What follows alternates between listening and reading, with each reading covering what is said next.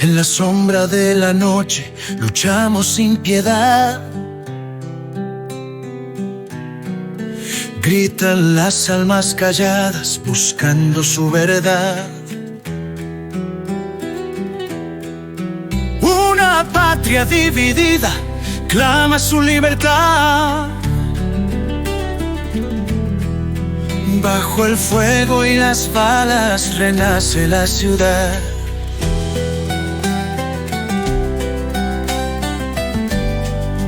Los sueños de soberanía flotan en el viento. Ecos de valentía gritan nuestro aliento. Sangre en las calles, la historia está en movimiento. En cada vida perdida un nuevo fundamento. Sombras de libertad, seguimos resistiendo. Aunque el dolor y la lucha nos van consumiendo. Mi Argentina herida, pero nunca vencida. En cada muerte nace una esperanza rendida. Hola, ¿qué tal? Nuevamente en Nudos del Pasado. Si hay temas controversiales, es hablar de los 70. Pero hablar del PRT-ERC, ¿sí? Eso sí que da que hablar. Hasta que llega la historia. Y cuando llega la historia nos aclara mucho. Y quien más se ha especializado en eso es Vera Carnovale. Vera, ¿cómo estás? Hola, ¿qué tal? Muchas gracias por la invitación. No, gracias por participar. Vera, ¿cómo cuadra el origen del PRT en los replanteos de la nueva izquierda de los años 60? Bueno, yo creo que justamente el PRT, que es el Partido Revolucionario de los Trabajadores, es uno de los tantos ejemplos de estas nuevas izquierdas que se conformaron, sobre todo tras el impacto de la Revolución Cubana en el continente. Ese yo diría que es el dato fundamental para entender el surgimiento de las nuevas izquierdas latinoamericanas, que son estas nuevas izquierdas que en su mayoría, no en el caso del PRT, pero en su mayoría son las juventudes de los partidos comunistas y los partidos socialistas que rompen con estos partidos por considerarlos electoralistas, como que apuntan un cambio demasiado paulatino, progresivo, y estas nuevas izquierdas se piensan a sí mismas como herederas de la Revolución Cubana, que demuestra que la revolución es posible en el continente, y entonces abandonan esa idea de los cambios progresivos para abonar la teoría de una revolución que debe ser, en el caso del PRT en particular, socialista y antiimperialista al mismo tiempo. Y que además esa revolución, siguiendo el ejemplo de la Revolución Cubana, solamente va a ser posible a través de las armas, de lo que en lenguaje de época es lucha armada. De modo que si el fenómeno de las nuevas izquierdas es sumamente heterogéneo, porque tenemos gremialismos clasistas, el surgimiento de corrientes revolucionarias del peronismo, tenemos grupos maoístas, es decir, tenemos agrupaciones que vienen de la vieja izquierda, pero que van a cuestionar el rol de la Unión Soviética en la geopolítica, van a desechar las formas de autoritarismo, las formas burocráticas, pero lo que tienen en común todas ellas es que van a abandonar la idea de un cambio progresivo y van a abonar la idea de una revolución. Dentro de este mundo, algunas organizaciones revolucionarias apelaron a la lucha armada y otras no. El PRT es la principal organización revolucionaria de inspiración marxista, identidad marxista, que apeló a la lucha armada y bueno, en ese sentido es como quizás paradigmático de un sector de la nueva izquierda. ¿Cuáles son los orígenes específicos del PRT? Mira, tenés dos organizaciones que confluyen en la fundación del PRT.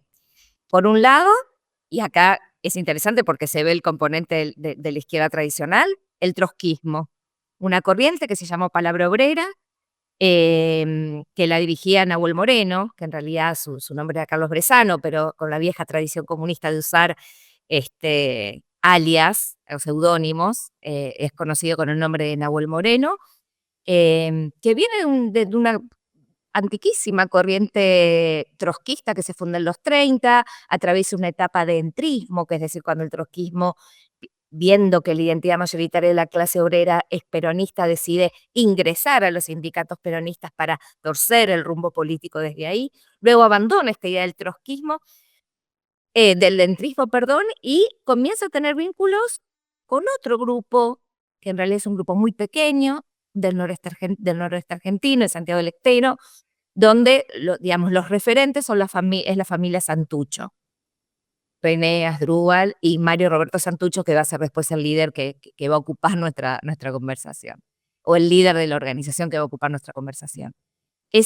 Ahora, esto es interesante porque esta agrupación que se llamaba FRIP, Frente Revolucionario Indoamericano Popular, también tiene que ver con las nuevas izquierdas. ¿Por qué? Porque a diferencia del marxismo tradicional, esta organización, al igual que otras latinoamericanas, van a reivindicar la identidad exclusivamente latinoamericanista. Van a dar un lugar al componente negro, al componente indígena, al componente campesino. En el caso particular del FRIP, va a tener como referente a Mariátegui, el marxista peruano de los años 30, que justamente a diferencia de los marxistas europeos, no va a seguir el proceso, no va a imaginar el proceso de desarrollo histórico como lo hacían los marxistas europeos, pensando digamos, del feudalismo, el capitalismo, del capitalismo, el socialismo, y el motor de esa historia era el proletariado urbano. Mariátegui va a decir, dada la realidad peruana, dada la realidad latinoamericana, hay un componente importante que es racial, un componente importante que es campesino, un componente importante que es indígena, y ahí está el motor de la historia, por no decir que no necesariamente en términos de estructuras económicas Latinoamérica es exactamente igual a Europa. Entonces, el FRIP de Santucho, dije todo esto para llegar acá, recupera estas tradiciones, este pensamiento de Mariátegui. De hecho, Aya de la Torre, que es también otro dirigente del APRA, al igual que Mariátegui, es el referente para esta organización.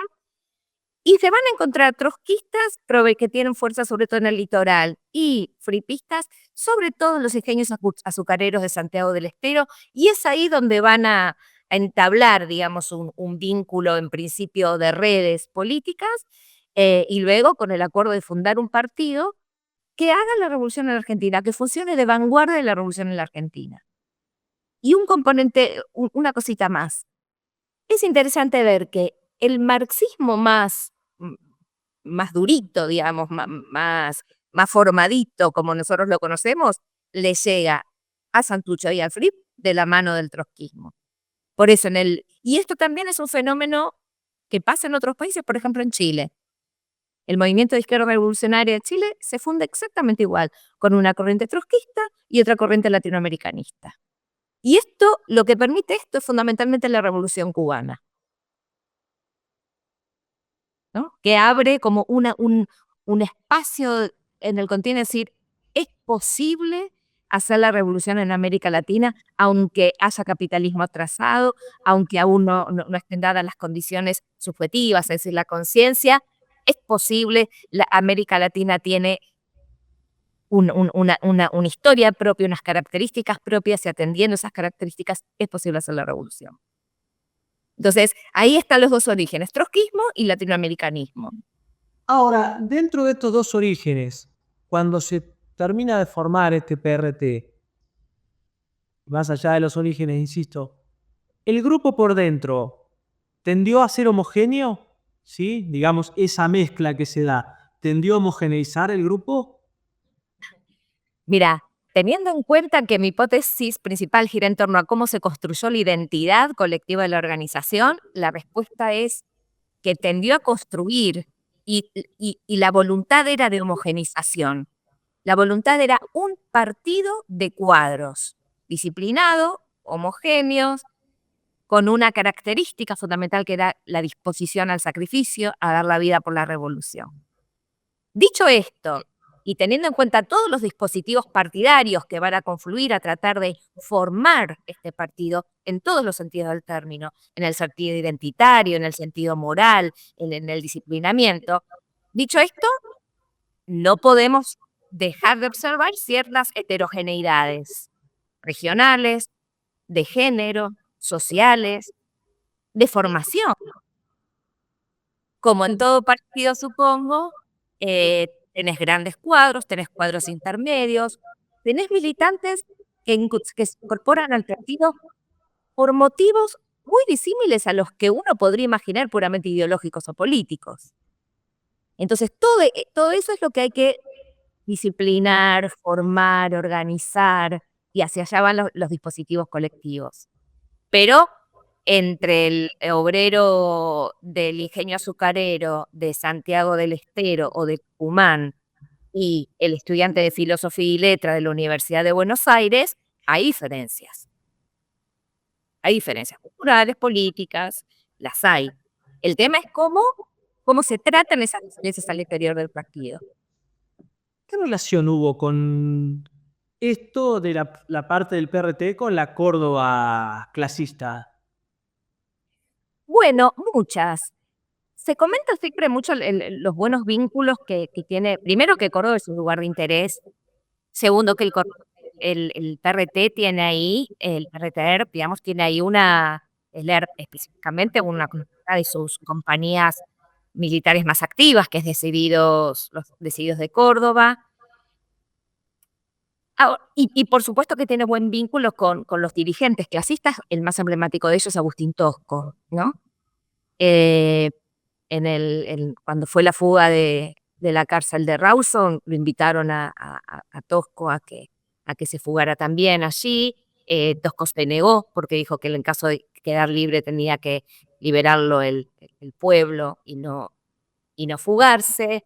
Luego el PRT intentó, cuando consolidó un frente, el Frente FAS, el Frente Antiimperialista por el Socialismo, con otras fuerzas afines, digamos, pensó, especuló en algún momento con la posibilidad de presentarse a elecciones y que la fórmula fuera Tosco Jaime o Tosco Santucho, pero Tosco estaba en el... Y dicen que Tosco no aceptó, algunos de esos que Tosco no aceptó, otros dicen que esto no se alcanzó a plasmar como propuesta efectiva. En todo caso, Córdoba es un foco de interés para el PRT, de buenos vínculos. Tiene cuadros, tiene militantes, y muchos. Tiene una organización militar ahí activa. Luego, en todo caso, se darán ciertas tensiones, como en todos los espacios sindicales, entre la lógica más político-militar del PRT y la lógica gremial. Incluso los propios militantes del PRT en la fábrica tenían que llevar adelante, ¿no? ¿Cuándo aparece el ERP? 1970, en el quinto congreso, que es en julio de 1970. La idea de conformar un ejército está por lo menos desde 1968, que es cuando se produce la ruptura. Esto es importante porque el PRT se funda en 1965 con estas dos corrientes que dijimos, FRIL y Palabra Obrera. A partir de ahí hay acuerdo en que hay que formar un partido de vanguardia en la Argentina que lleve adelante el proceso revolucionario. La llegada de Michel a Bolivia y su muerte al año siguiente hace tambalear un poco el avispero en el Cono Sur respecto de las posibilidades de la lucha armada, al tiempo que deja vacante una conducción de la guerrilla en Bolivia y en la región. Entonces, ahí hay un reacomodamiento en todas las izquierdas que apuestan por la lucha armada en el Cono Sur. Y quizás como parte de ese cimbronazo de la muerte del Che en Bolivia, empieza a haber un periodo de crisis al interior del PRT. La versión oficial es que el grupo hegemonizado por Santucho quiere iniciar de inmediato la lucha armada en la Argentina. No nos olvidemos que estamos en plena dictadura de Onganía, todavía de Onganía. Mientras que el grupo trotskista opta por continuar todavía intensificando la labor más bien de agitación y propaganda en los sectores fabriles, postergando el inicio de la lucha armada para más adelante. La versión oficial es que el problema gira en torno a esta decisión. Lo cierto es que finalmente, ya sea por este motivo, ya sea por pujas internas del tipo más de la realpolitik, a ver quién dirige la batuta, digamos, se termina dividiendo el grupo. Y curiosamente, la mayor parte de los militantes se quedan con Santucho. Y digo curiosamente porque en realidad la mayoría de los militantes los había aportado Nahuel Moreno. ¿Por qué no se van con Moreno y se quedan con Santucho? Es algo que no conocemos a ciencia cierta, hay rumores, digamos, que en general cargan las tintas sobre las personalidades. Pero me animaría a decir que ahí hay cierto clima de época, del cual la muerte del Che Guevara no es ajena, cierto clima de época de que hay una historia que ha comenzado a desplegarse y que en esa historia las armas pueden acelerar los tiempos hacia la revolución y hacia el socialismo. Así que bueno, ahí se rompe que el grupo de Nahuel Moreno se va, después va a confluir en el partido de los Partido Socialista de los Trabajadores, que más adelante va a ser el MAS, que después se va a dividir en el PTS, y etcétera, etcétera, etcétera. Es esa línea del trotskismo. Y el grupo de Santucho, en el año 70, hace su congreso en el año 68, que saca un documento que dice el único camino hacia el socialismo y el poder obrero. ¿Y cuál es ese único camino? La lucha armada. Entonces ahí va a recuperar de todos los clásicos del marxismo y de todas las experiencias revolucionarias internacionales el lugar que ocupó la lucha armada y qué dicen estos teóricos de la lucha armada y cómo debe ser esa lucha armada. Y deciden que el partido debe seguir funcionando como partido y dirigir el proceso revolucionario y debe conformar un ejército popular revolucionario. Y eso es lo que hacen en el año 70, que se funda el Ejército Revolucionario del Pueblo, que es lo que la mayoría de la gente conoce. La gente dice LER. La fórmula correcta es PRTLER, porque es el partido el que dirige al ejército. No hay autonomía. Ese, digamos, eso que vos acabas de explicar sería el pasaje de la insurrección a la revolución, digamos. No exactamente. La revolución está desde el vamos. Lo que cambia es la concepción de la revolución. Tradicionalmente, y acá podría escribirse la línea de Moreno, cómo imaginaban la revolución, cómo la planificaban. Desde la revolución bolchevique en adelante, la idea es insurrección. ¿Qué significa insurrección?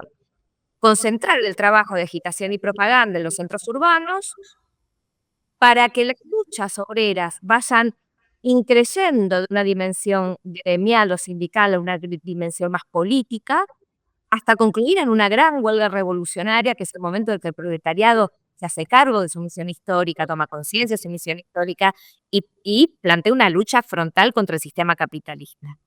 En ese momento, la vanguardia, la vanguardia militar del partido actúa sobre todo en tareas de sabotaje que impidan la represión y que impidan, que impidan la represión y podría llamarse, y se llama de autodefensa.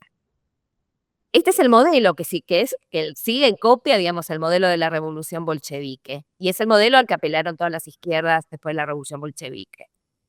Ahora, después de la oleada de fracasos de sublevaciones europeas en la década del 20 y del 30, y el triunfo de las revoluciones vietnamitas y chinas tras la Segunda Guerra Mundial, los ojos de los revolucionarios del mundo, y sobre todo el tercer mundo, van a mirar a China y a Vietnam. Y ahí hay un ejemplo. ¿Cuál es el ejemplo? Un ejército popular que se construyó desde el vamos, desde el inicio del proceso revolucionario.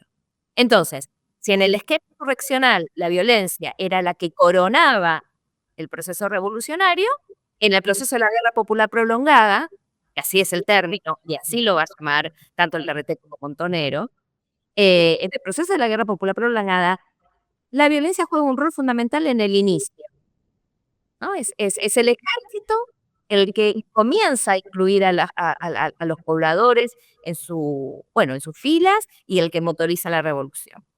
Entonces, en el 68 Congreso, cuando el trotskismo se va, cuando la línea de Moreno se va, lo que queda del PRT que le sigue, que escribe este libro de la única manera, ahora no, justo, mira, se me hizo laguna justo ahora.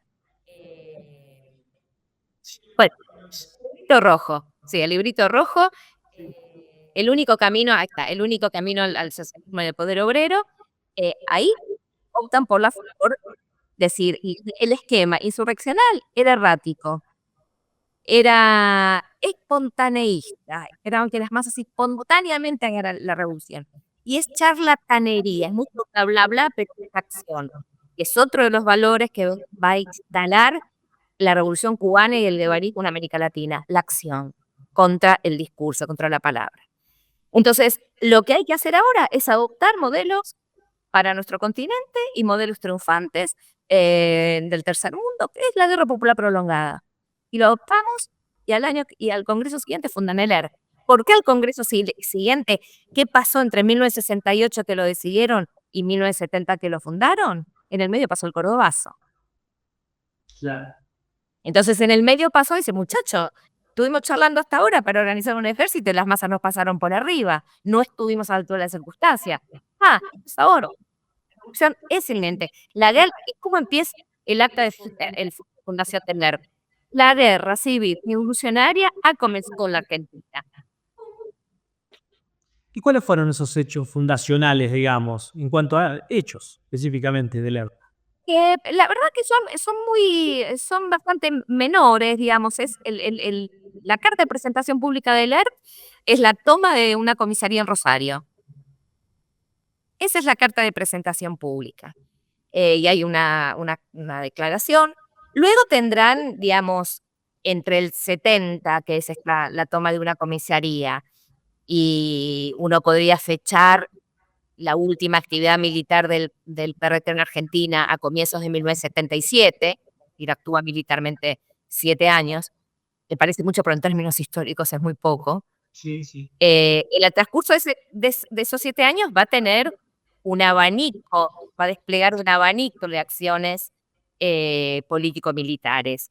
Tomas de comisarías y puestos camineros, asaltos a cuarteles militares, secuestros extorsivos, sobre todo empresarios y eventualmente militares, ejecuciones selectivas de personas, robo de bancos, ¿no? Digamos, cada una de estas acciones va a tener un sentido distinto. Todas ellas van a estar atravesadas, además, por, digamos, el objetivo, el sentido, de la propaganda armada. ¿Es también después de este congreso cuando se llega de partido a agrupación militar o hay algún otro proceso para llegar a ser una agrupación militar? No, coexisten. Es decir, es a partir del 70, digamos, entre el 65 y el 70, son 5 años donde hay solamente partido. A partir del 70 se funda el ERP y van de la mano, digamos, el partido dirige al ejército. Incluso, no imagines, a ver, un partido con gente que milita tirando panfletos y un ejército con gente que combate. No es esta la imagen que corresponde.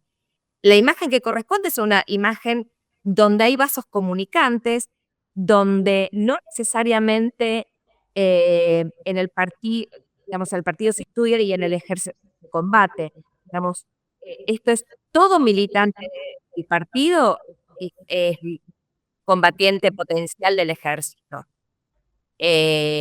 La Argentina de la década del 70 es una Argentina donde el lenguaje de la política es también un lenguaje cotidiano de armas.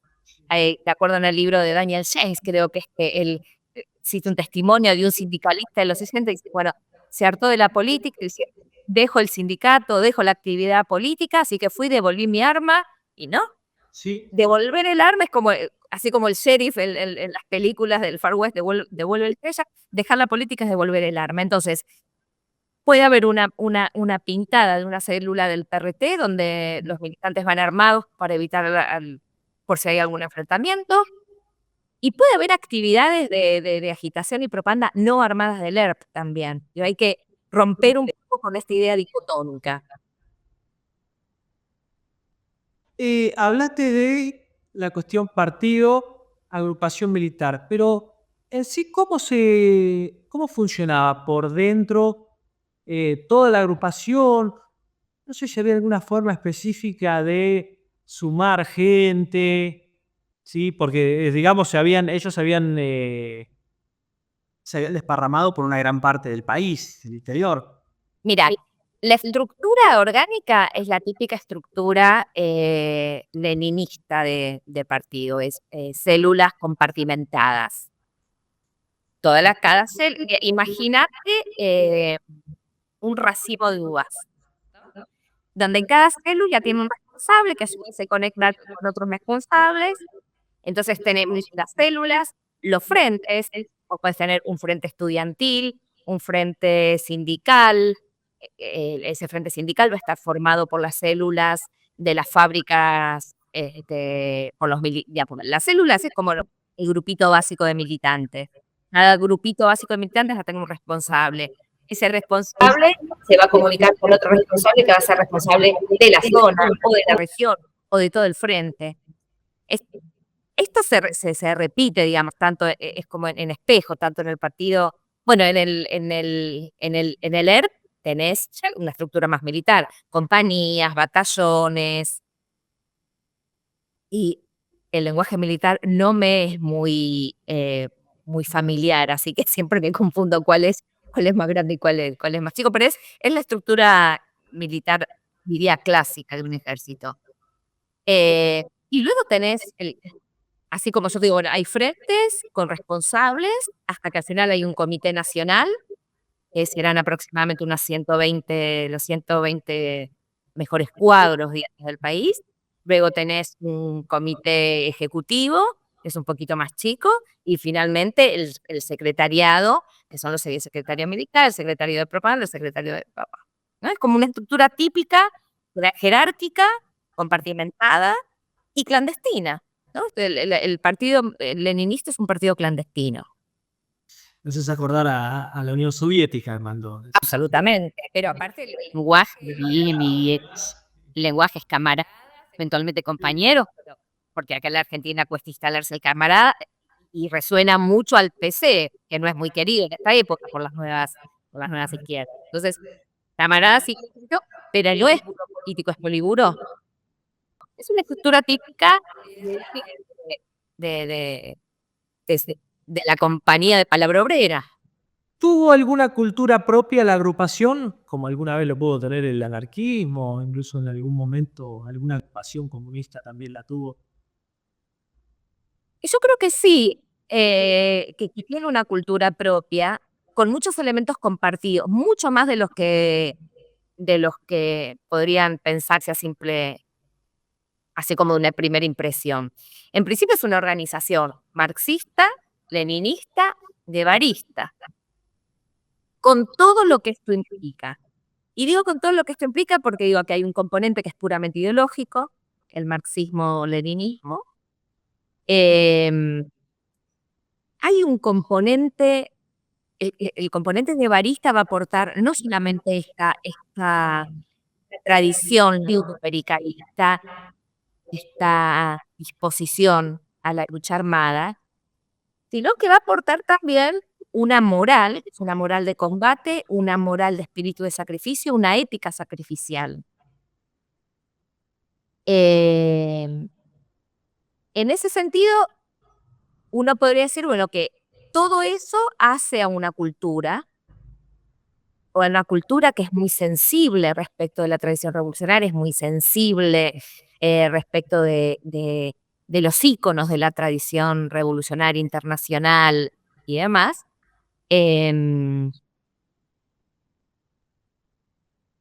Y claro, ¿cómo establecer claramente una especificidad si no es compararla con el peronismo, ¿no? Porque acá, digamos, son las dos organizaciones armadas principales de la década del 70, son Montoneros y PRT, o Perreter. Y la verdad es que tienen muchísimos elementos en común. Mira, yo he entrevistado, creo que a más de 250 militantes de una y otra organización. Y hay una cultura compartida también. Claro, en el PRT no está el componente peronista y esto hace otra sensibilidad que es mucho más afín a la tradición revolucionaria. Mientras que en el peronismo Digo, hay una moral más dura en el PRT, menos permisiva en el PRT. Aunque uno podría decir, bueno, también, pero es cierto que hacia el año 75, Montoneros comienza a copiar de alguna manera los códigos de justicia del PRT, comienza a asumir un lenguaje mucho más afín al horizonte de la revolución. De hecho, la conducción de Montoneros termina en Cuba. Ahí hay un cambio de Montoneros, digamos. Montoneros tiene un origen católico, claramente peronista. Hay que ver, hay impacto de la expresión con la FARC. Las FARC son las Fuerzas Armadas Marxistas, que vienen de una ruptura con el PC. Entonces, digo, Montoneros va cambiando también su cultura y su identidad, pero el componente peronista lo hace más cercano al peronismo en general, mientras que el PRT esto no. Son más, digo, en términos, por ejemplo, de la sexualidad. Hay chicanas, digamos, de la época donde al PRT le decían los monjes rojos, ¿no? Que tenían como, o al menos un dispositivo partidario que proponía una conducta moral bastante rigurosa, donde, por ejemplo, la infidelidad es castigada orgánicamente y hay esto es muy propio de la organización. Es la única organización que puso en letra escrita tempranamente un código de conducta ética y moral que incluía la vida íntima de los militantes. ¡Qué avance! Fue la primera y fue distintiva. Ahora, después vemos si esto funcionaba en la práctica o no. Nosotros los historiadores sabemos que si hay muchos edictos que prohíben una conducta callejera es porque esa conducta callejera existe. Si hay esta letra escrita en torno al control de la vida sexual de los militantes, es porque alguna desprolijidad en esa vida hay, ¿no? Sí. ¿Qué significó el hombre nuevo? El hombre nuevo es el referente claro de esa cultura y de esa moral de la cual yo recién hablaba. El hombre nuevo en realidad tiene una tradición cristiana que ahora vamos a dejar de lado y tiene una tradición dentro de la cultura revolucionaria. Dentro de la tradición revolucionaria, especialmente comunista, el hombre nuevo era el hombre del futuro, el de la sociedad socialista, el que se desenvolvía libre de la enajenación propia del sistema capitalista de producción. A través del Che Guevara, y no es casualidad que para la militancia el Che Guevara haya encarnado al hombre nuevo, el Che Guevara le llega la idea a la figura del hombre nuevo a través de su lectura de Aníbal Ponce, que era un militante comunista el que viajó a la Unión Soviética en los años 30, daba conferencias acá en la Argentina. Guevara lee el libro de Ponce y años después, cuando ya es líder de la Revolución Cubana y se va a luchar al África, escribe un artículo que se llamó El hombre nuevo en Cuba. Él dice que a diferencia del hombre nuevo de Aníbal Ponce, el hombre nuevo en Cuba está en pañales. Porque el hombre nuevo de Ponce era el proletariado liberado de la enajenación, que una vez liberado de la enajenación puede desarrollar al infinito sus fuerzas, puede construir ríos, atravesar ríos, montañas, reempresas, civilización, es como el conductor del progreso, ¿no? Guevara dice, el hombre nuevo está en pañales en Cuba, hay que formarlo. A la par de darle un lugar a la estructura, de liberarlo de la enajenación capitalista, hay que educarlo y esa educación debe ser de índole moral. Y ahí deriva hacia la idea del sacrificio, la idea del sacrificio, la idea del sacrificio. De modo que en sus propios textos es posible encontrar el pasaje que van de ese hombre nuevo, que era el actor de la construcción de un nuevo poder, a este otro citado con espíritu y sacrificio. Recorrido que se puede ver en el propio recorrido del Che Guevara, de funcionario del poder revolucionario en construcción al arrojo sacrificial, África primero y Bolivia después. La figura de hombre nuevo que va a tomar la militancia revolucionaria, me animaría a decir latinoamericana, pero en todo caso, para ser prudente, diría la militancia revolucionaria argentina y sobre todo el PRT, va a ser el hombre nuevo, igual guerrillero heroico, igual espíritu de sacrificio. Y ese hombre nuevo, ese espíritu de sacrificio, y digo sacrificio con todos los sentidos del término, una muerte que da vida, una muerte que es salvadora, que es redentora, el cuerpo individual del revolucionario abona el cuerpo colectivo de la revolución. Han muerto revolucionarios, viva la revolución. Por cada compañero que caiga, cientos de brazos se levantarán a seguir la lucha y levantar su fusil, ¿no? Esta idea de la muerte propia, la disposición al sacrificio, abona una vida mejor. Es una muerte sacrificial en todos los sentidos. Redentora y consagratoria también. ¿De qué manera se vive la primera mitad de los años 70? Digamos, cómo se pasa de la dictadura a la democracia y su relación con los otros grupos guerrilleros. Mi impresión, vos decís cómo se vive, por eso digo mi impresión, ¿no? Pero me gusta la pregunta, porque últimamente estoy cada vez más convencido que el nivel de las sensibilidades es aquel que puede explicar mucho la historia y que juega un rol, diría, fundamental en la elección de los sujetos. ¿Cómo se vive el primer lustro de los 70? Te diría que se vive, primero, frente a la indignación de una dictadura militar y de la proscripción del peronismo, pero al mismo tiempo se vive con esperanza. Ese es el lustro donde se afianza la profunda convicción, no solamente de que la revolución es posible en América Latina, sino que es inminente. Hay una profunda convicción de que no solo va a caer la dictadura, esa caída va a concluir en un proceso revolucionario. La guerra civil ha comenzado en la Argentina, dice el PRT, y es una esperanza compartida, yo diría, por el conjunto de las fuerzas revolucionarias locales, incluso con los sureñas. Yo creo que tras la revolución cubana lo que se abre es un horizonte de esperanza colectiva.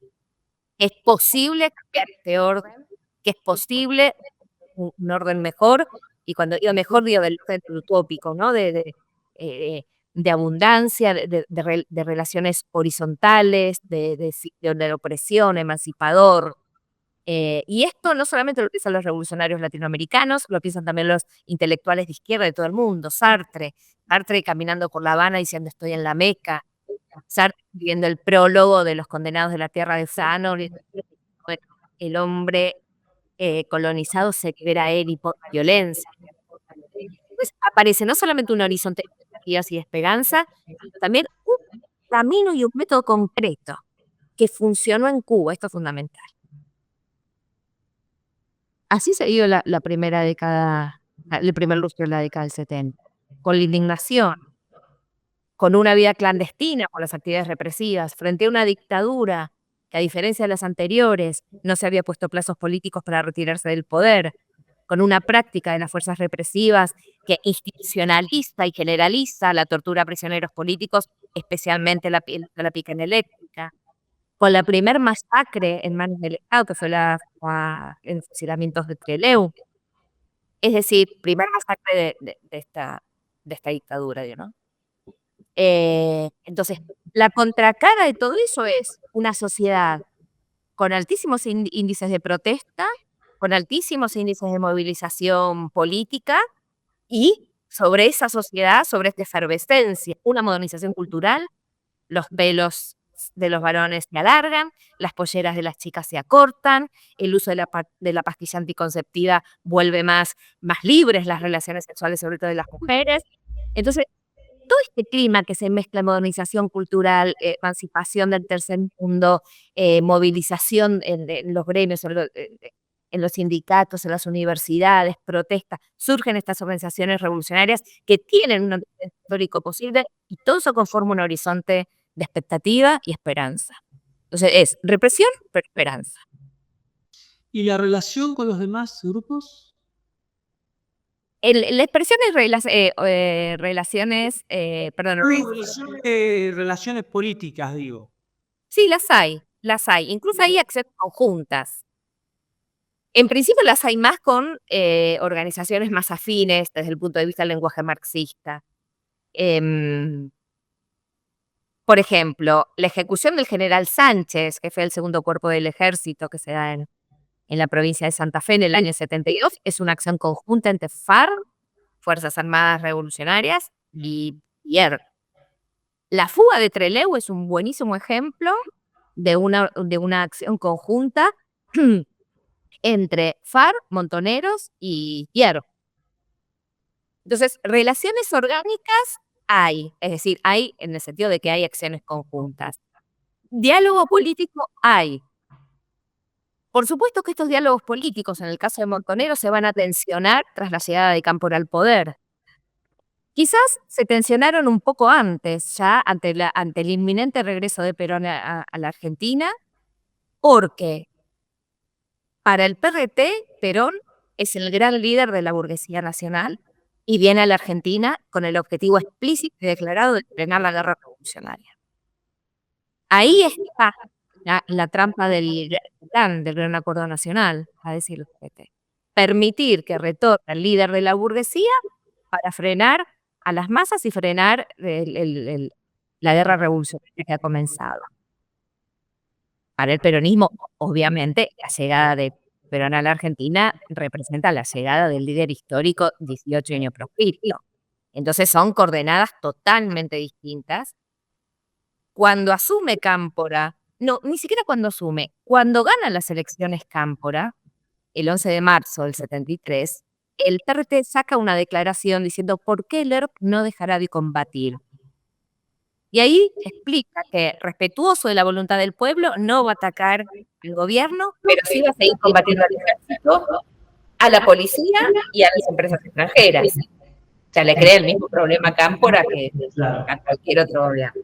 Esto, por supuesto, tensiona la relación con Montoneros, que no es sorpresivo esto. Imagínate que son organizaciones que mantienen debates públicos a través de sus revistas, en las cárceles. Es decir, el problema del peronismo es un tema diría, esencial de la agenda de discusión política de estas organizaciones. Para el PRT, la llegada del peronismo al poder iba a implicar una fascistización o un giro a la derecha del peronismo en el gobierno. Y a las pruebas nos remitiremos después con el diario del lunes. Lo cierto es que después de Seiza, de la masacre de Seiza y la renuncia de Cámpora después, el PRT no hace más que confirmar sus propios pronósticos. Así, bueno, este hombre vino a frenar la acción de los revolucionarios. Ahora, esta misma perspectiva de decir, bueno, el gobierno se va a girar a la derecha, va a venir a reprimir a la guerrilla y al pueblo, y nos tenemos que abastecer de armas para impedir la represión, entonces asaltamos un cuartel. Bueno, y asalta el cuartel y, por supuesto, el gobierno reprime. Entonces, también hay algo de pronóstico acertado y hay algo de profecía autocumplida. Claro. Porque tras el asalto al cuartel de Azul en enero del 74, pues bien, el Código Penal que se estaba discutiendo en el Congreso finalmente se sanciona, cae Abdigaín, que era el gobernador peronista aliado a la tendencia revolucionaria del peronismo. Perón aparece nuevamente con el uniforme militar y saca un comunicado diciendo con la ley o fuera de la ley. Al reducir, hay un radiograma a los cuarteles militares que termina diciendo que el reducido número de psicópatas que queda suelto sea aniquilado para el bien de la República. Y esto es recibido por el ejército, obviamente, como con un guiño de apoyo, de solidaridad y en cierta medida de luz verde. De hecho, la represión física y la tortura se enardecen muchísimo más después de Azul. Claro. ¿Y qué pasa después de la muerte de Perón? Pasa un poco lo mismo que lo que venía pasando desde la asunción de Perón en octubre del 73. Hay una memoria que prefiere pensar que el accionar de la AAA empezó después de la muerte del Perón y que los problemas represivos empezaron después de la muerte de Perón. Claro. Lo cierto que el antecedente, digamos, no el antecedente, perdón, vamos a decir, que ya con la llegada de Perón a la Argentina, con el documento reservado, que es un documento que se pretende depurar al peronismo de las fuerzas extranjeras, ajenas, y se retoma esta idea de subversión como algo ajeno, ajeno al cuerpo social, algo que hay que exterminar, Y eso vino creciendo, y a fines del 73 la AAA, Alianza Anticomunista Argentina, que estaba formada por recursos humanos y económicos provenientes del Estado, comienza a actuar ejecutando, sobre todo ejecutando y amenazando opositores. De modo que lo que pasa después de Perón es un increciendo de lo que venía pasando desde antes de su muerte, con el agravante de del vacío institucional. Es como la frutillita que culmina el postre, ¿no? Es decir, bueno, ahora, encima de lo que venía pasando, este hombre, en el cual estaban depositadas todas las esperanzas de conciliación social y de pacificación política, en el cual se creía que podía mantener el equilibrio interior de la derecha y izquierda peronista, este hombre desaparece de escena y todo lo que se venía gestando y estaba ya en ebullición termina de estallar y comienza el periodo de la debacle institucional, política, el avance desenfrenado de las fuerzas represivas, legales e ilegales, ambas. Y en ese contexto el PRT no se sopla, porque el PRT se la venía a venir. El PRT dijo, bueno, acá señores, lo dijimos, la llegada de Perón a la Argentina tenía este objetivo, la llegada del peronismo al poder iba a conducir a una derechización o fascistización, esto es lo que estamos viviendo ahora. Declara el estado de Isabel como un estado policial, por supuesto empieza a sufrir la represión y sobre todo el operativo Independencia, a partir de febrero del 75 en la provincia de Tucumán, donde había abierto un frente militar. Dicho sea de paso, una represión que no se vuelca solamente sobre el ERP, sino sobre la población, colaboradores, sobre la población que se había movilizado, así, otro capítulo. Y se ve venir también el golpe. Ahora, es interesante que ante en este contexto, el PRT, el ERP, que está ilegalizado desde la propia cuartel de Sanidad en septiembre, continúa la clandestinidad y continúa, pero con intensificar sus acciones armadas, porque no sé si pensa como un analista político del 2023 que dice, colaboró en la espiral de violencia. Lo que está pensando, lo que está diciendo el PRT es, llegamos al momento cúlmine de la contradicción en el sistema, de la agudización de las contradicciones. Es la batalla final entre el campo popular y las fuerzas contrarrevolucionarias. Este es el momento en que, digamos, si veníamos defendiendo el poder popular contra el imperialismo y el ejército, bueno, ahora se inicia un proceso de confrontación final. De todas maneras, intenta formar un frente democrático para evitar el golpe, pero a estas alturas tiene poco diálogo con los políticos que no adhieren a la lucha armada y además van con propuestas del tipo, le voy a decir a Alfonsín, vení que te guardamos en Tucumán. Y Alfonsín, ustedes están locos, Sí. ¿no? Eso es. Cambia el paradigma con la llegada del proceso, el paradigma de acción, de todo, digamos, el paradigma. No. Llegado el proceso, ¿cuál es la tapa del Combatiente? El Combatiente es el diario del PRT, del 29 de marzo del 76. Argentinos a las armas. Esa es la tapa del diario del PRT a una semana del golpe. Como decía recién, es el momento de la confrontación final. Y es el momento en que la lucha armada va a herir la imaginación de las masas. Incluso creo que la frase de la lucha armada es y será el eje de la política nacional es del año 76. Quiere decir que no cambia el paradigma, vamos a sacar la palabra paradigma porque ahora la voy a usar para decir otra cosa. No cambia la estrategia política, no cambia la línea política. Como no cambió desde el 78, hay una coherencia y nunca mejor la palabra línea. No, nunca es mejor empleada la palabra línea. ¿Hubo algún tipo de intensificación? Sí. Bueno, a estas alturas puede intensificar poco. Después de Monte Chingolo, que fue un golpe muy duro, puede intensificar poco, pero el espíritu sigue siendo el mismo.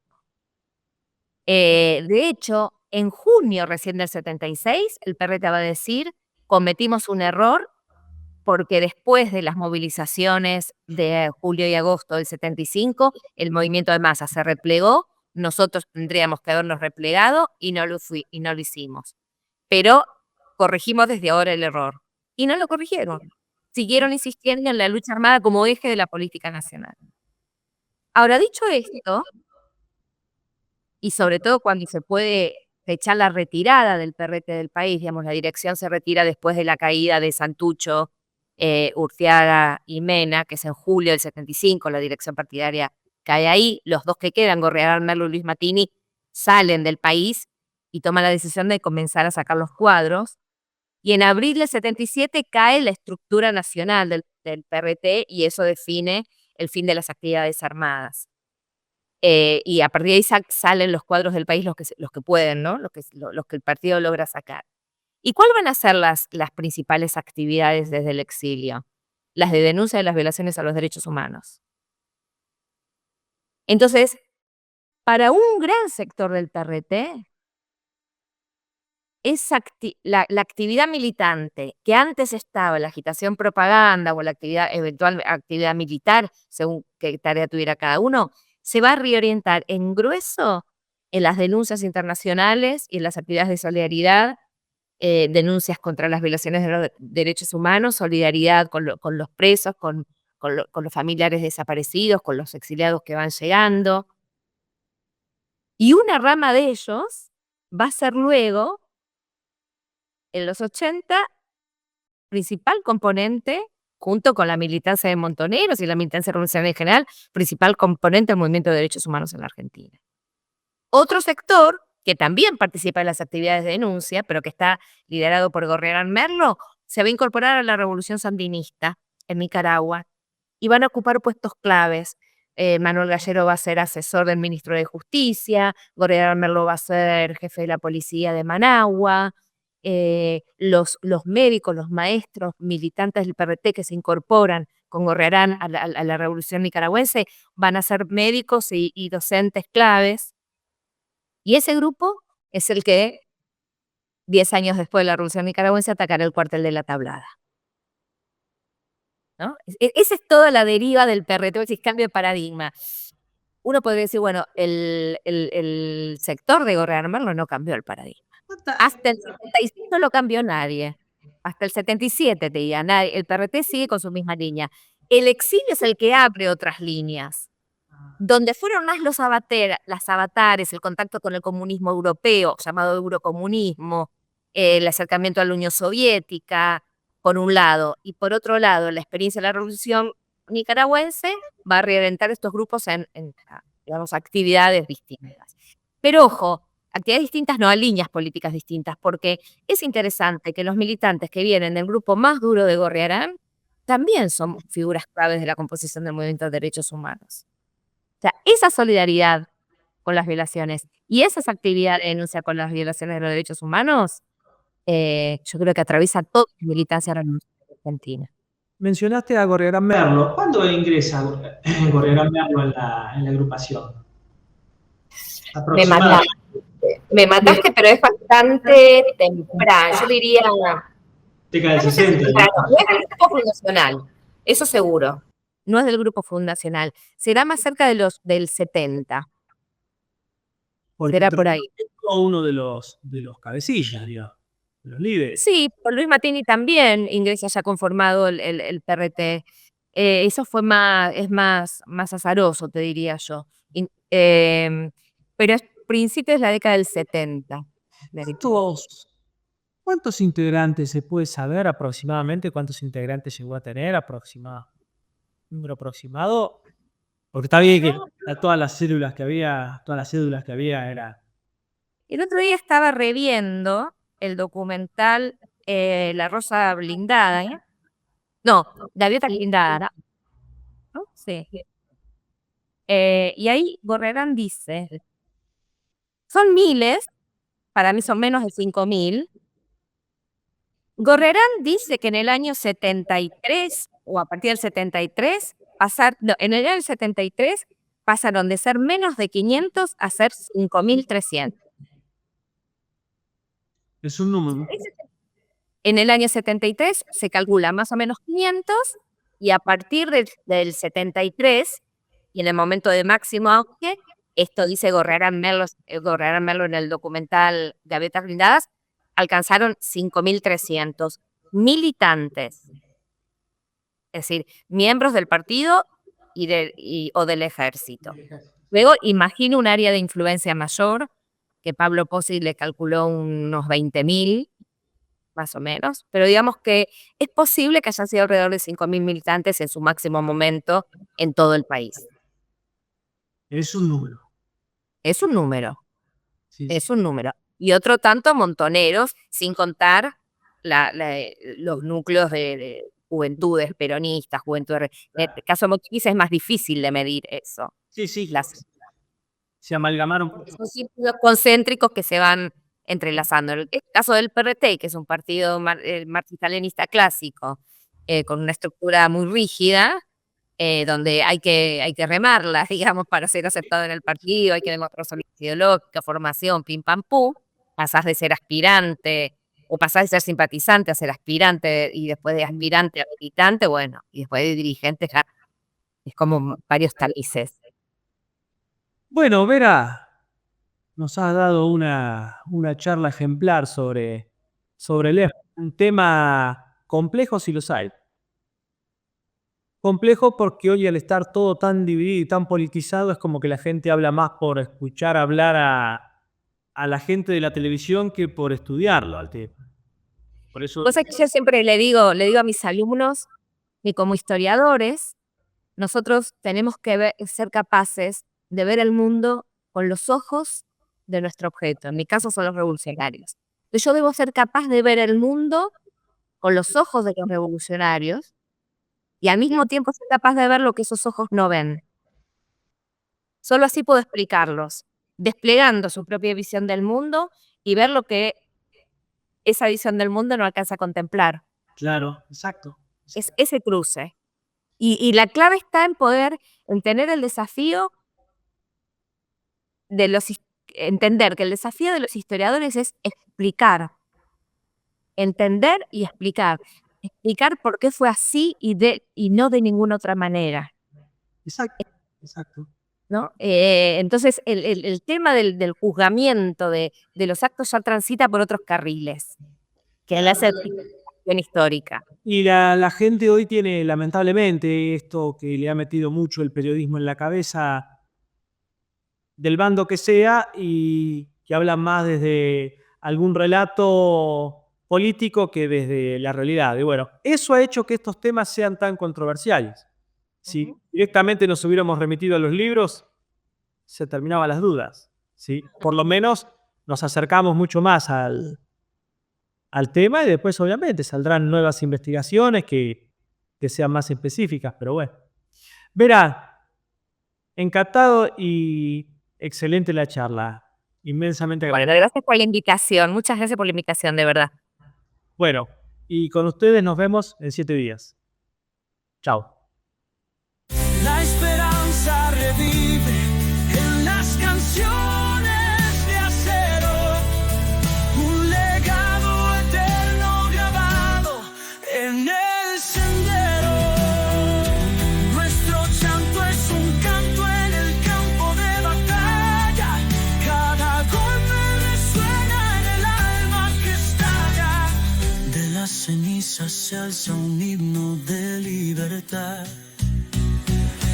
Es la fuerza de un pueblo que nunca se doblará.